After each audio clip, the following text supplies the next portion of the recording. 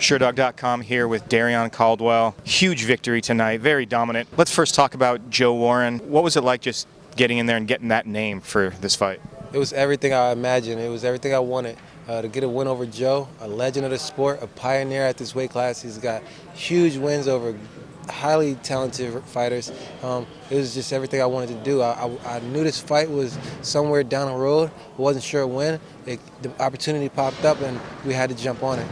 Was there any pressure for you? He is the former champ. With a win over him, you're looking at a title shot next.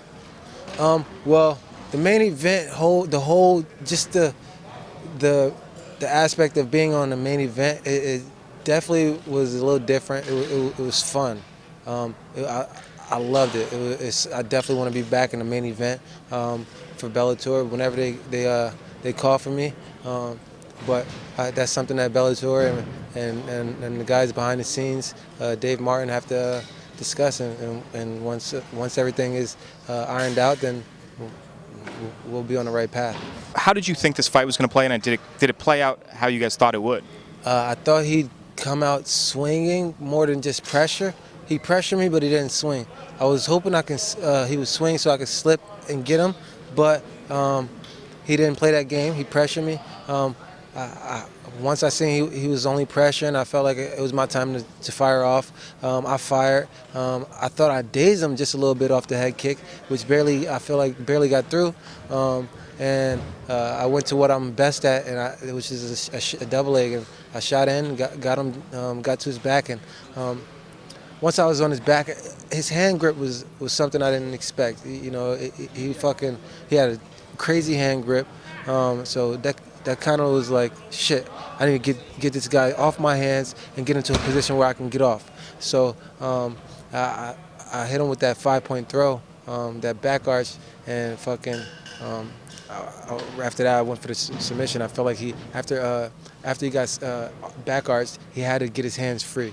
You know, he had to let me go and untie me up. So I went after the attack. I went after the rear naked. He's a guy that has no quit in him.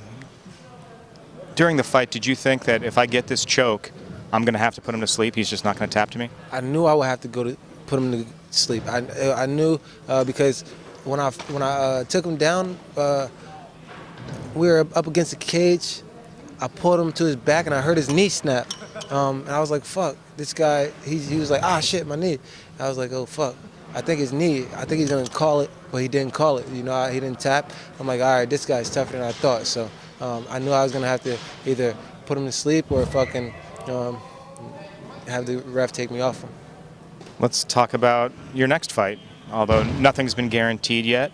The fight with Marcus Caldwell and Eduardo Dantas that was supposed to be last week called off because of Galvao's bad weight cut. You had some choice words for him in the ring. What's your overall impression of a champion missing weight like that?